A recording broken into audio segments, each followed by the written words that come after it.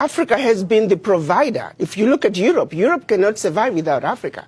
One situation that people don't realize, post-World War, when the US came up with the Marshall Plan, what they don't tell you is that the contribution through exploitation of African minerals was actually the biggest funder of the European Recovery Plan, ERP, aka the Marshall Plan.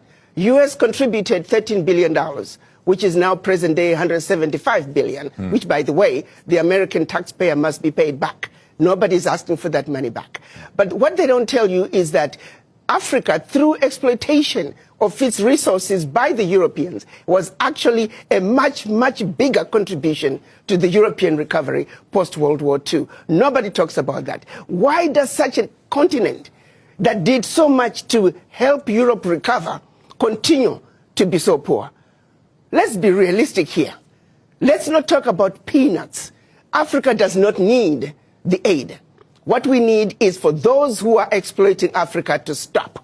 Africa has everything it needs. If Africa could have contributed as much as it did to the recovery of Europe post-World War II, why wasn't Africa equally developed?